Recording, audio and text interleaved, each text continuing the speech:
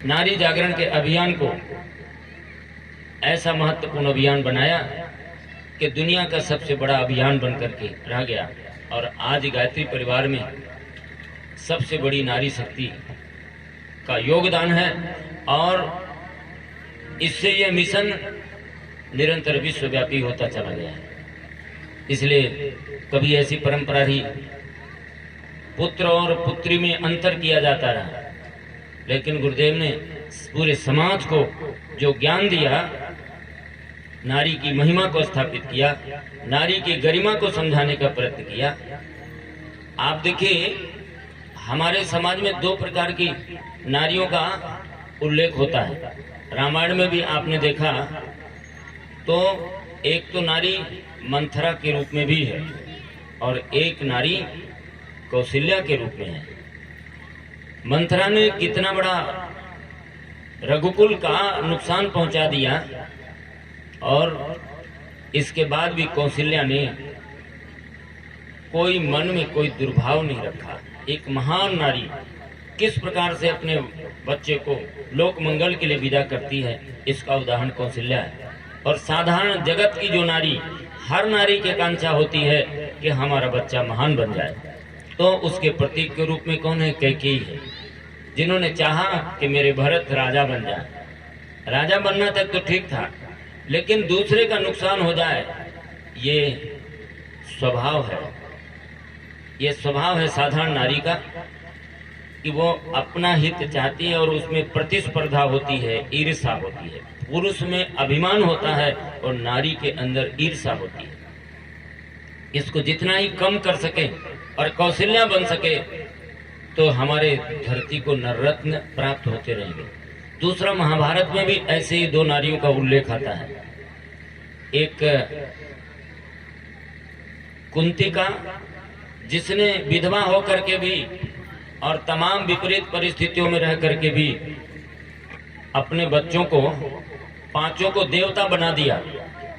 5 पांडव धरती के देवता हो गए और 100 पुत्र होने के बाद भी गांधारी ने क्या किया? गांधारी पाश्चात्य नारी का उदाहरण है, जिसने अपने आंख में पट्टी बांध लिया, मां के कर्तव्य से विरत हो गई। मां का कर्तव्य क्या है? आंख में पट्टी बांध लेना। 100 बच्चों की मां रही और आंख में पट्टी बांध लिया, बच्चे जो मर्जी करते रहे और उसका परिणाम क्या हुआ कि राक्षस पैदा हो गए और उन सभी का विनाश हो गया। इस समय भूमिका किसकी थी? नारी की ही भूमिका थी। महान शकुंतला ने महान भरत को जन्म दिया था, जो इसी धरती पर दांत गिनते थे शेर के, और इसी धरती पर सीता ने लव और कुश को दिया था, जो राम की सारी सेनाओं को, जो रावण को पराजित करके आए थे, उन सबको पराजित कर दिया था बच्चों ने। ये संस्कार किसने दिए थे? मां ने दिए थे। और ये संस्कार इतिहास में जब भी बलिदान का प्रश्न आता है, नारी के समान बलिदान कोई नहीं कर सकता। रानी हाड़ा का आपने उदाहरण सुना होगा।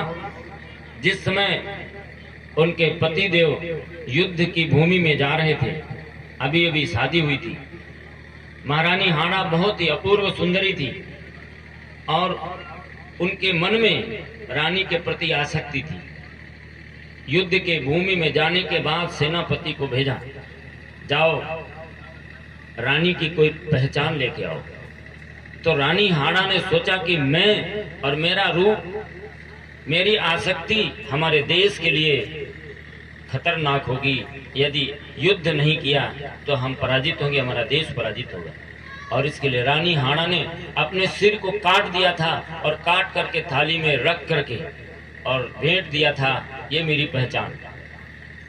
और राजा हांडा ने जब देखा कि सिर देख करके वो इतने दुखी और क्रोधित हुए, इतनी वीरता के साथ लड़े कि अपने राष्ट्र की रक्षा करने में समर्थ रहे। पन्नाधाय का नाम आता है, तो पन्नाधाय भी ऐसी है जिसने अपने बेटे को बलिदान कर दिया, लेकिन उस राज्य की रक्षा के लिए उस राजकुमार को बलिदान नहीं होने दिया। यह बलिदान कोई दूसरा नहीं कर सकता है। ये हमारी मातृशक्तियों का, नारी की गरिमा विशाल समुद्र के समान है।